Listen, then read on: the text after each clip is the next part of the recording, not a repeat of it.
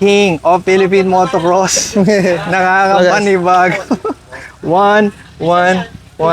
Borns, hindi ka man nabakante, hindi ka man nakapag-testing ng ibang bike. Ano ba nangyari? Yung plano natin na mag-test, test pa ng content pa sana na mag-test ng ibang mga iba't ibang klaseng brand, di na natuloy.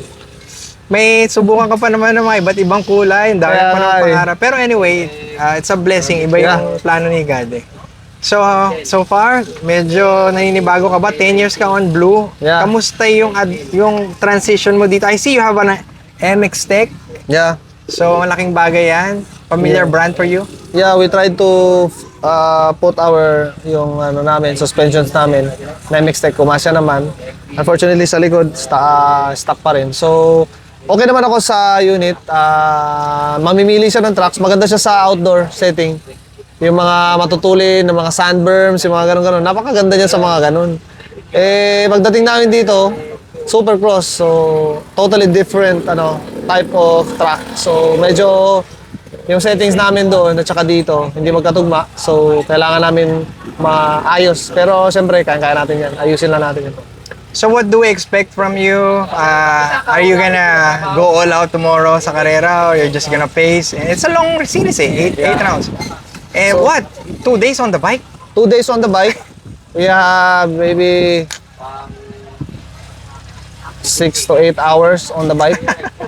Kulang, mga ganun 6 hours.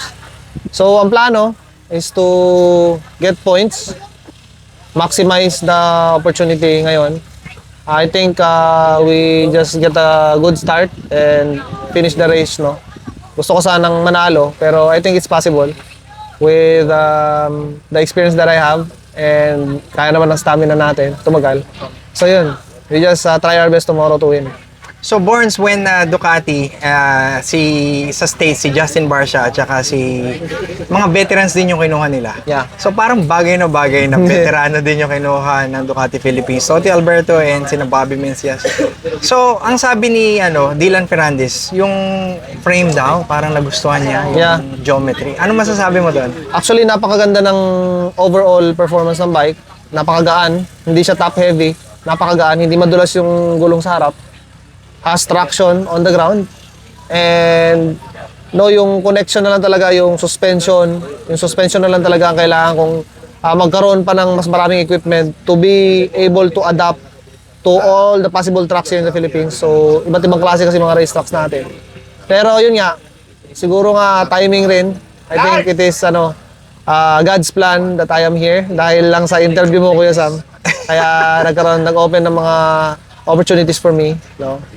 Kaya yun, ayos naman. We're trying our best to put Ducati on top of the podium here in the Nationals. Okay, Borns, ang Ducati kilala sa power eh. Alam mo yun, excessive power kumpara sa iba. Yeah. Pero alam naman natin sa off-roading minsan yung sobrang power, Yun nga napapagod tayo. So far, kamusta yung power niya compared sa nakagawian mo?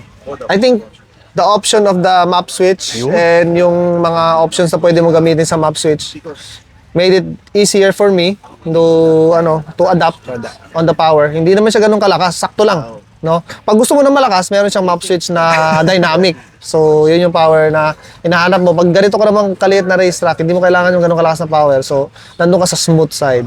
Kaya marami kang options sa Ducati Desmo 450. Alright, so champ, good to see you on Ducati on red and good luck and God bless for your race tomorrow. Thank you po, Kuya Sam, sa lahat-lahat. Yep. Man, nakakapanibago pa rin.